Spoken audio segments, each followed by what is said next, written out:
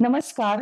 दीपावलीच्या सगळ्यांना हार्दिक शुभेच्छा. त्या निमित्ताने आपण फराळाचे पदार्थ तर खातोच, पण आकाशकंदील, रांगोळ्या या सगळ्याची धामधूम असते. आज आपण आकाशकंदील, रांगोळी ह्याच्यामधलं गणित बघणार आहोत. तुम्ही आकाशकंदिलामध्ये पाहिलं विविध आकार आपल्याला सापडतात. त्यांना बहुभुजाकृती असं म्हणतात किंवा पॉलिगॉन्स असं म्हणतात. कधी कधी ते रेग्युलर असतात, म्हणजेच त्यांच्या सगळ्या बाजू समान असतात, समान लांबीच्या, तर कधी ते इरेग्युलर असतात, म्हणजे समान लांबीच्या नसतात. आता या निमित्ताने आपण एक रचना करूया. रचना म्हणजे जॉमेट्रिक कन्स्ट्रक्शन, ज्याच्यामध्ये आपल्याला कुठलंही स्पेशल जॉमेट्रिक कन्स्ट्रक्शनचं टूल वापरायचं नाहीये. तुम्ही जर कागदावर एक बहुभुजाकृती काढला साध्या पट्टी आणि पेन्सिलने, 4 बाजू असू देत, 6 बाजू असू देत, 8 असू देत, 10 असू देत, तर असा जर तुम्ही इरेग्युलर किंवा असमान बाजूंचा बहुभुजाकृती काढला आणि प्रत्येक बाजूचा मध्यबिंदू घेतला आणि तो एकमेकांना जोडला, तर अर्थातच जो तुमचा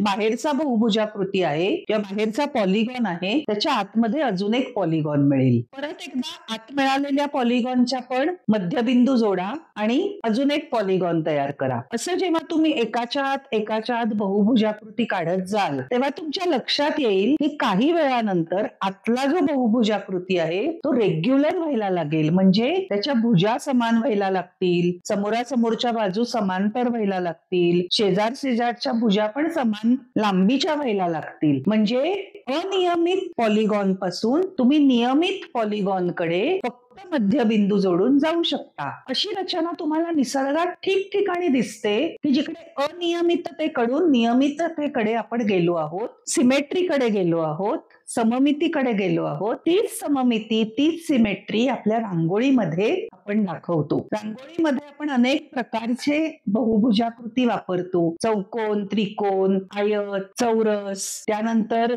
षटकोन, पंचकोन, याच्यामधून सुंदर नक्षी आकारतो आणि त्याची समरूपता सुद्धा साधतो. मग निसर्गामध्ये तुम्ही जर झाडाचं खोड पाहिलं, तर झाडाच्या खोडाचं जर तुम्ही असा क्रॉस सेक्शन कधी पाहिला असेल, तर त्याच्यामध्ये इरेग्युलर पॉलिगॉन असतो, पण हळूहळू तो नियमिततेकडे जातो आणि आतमध्ये एक छानसा सर्कल झालेला दिसतो जो रेग्युलर आहे. तसेच काही फुलांच्या मध्ये सुद्धा सुंदर प्रकारचा नियमित षटकोन, नियमित पंचकोन तुम्हाला बघायला मिळतो. मधमाशीचं पोळच घेऊया ना. मधमाशीच्या पोळ्यामध्ये षटकोन दिसतो.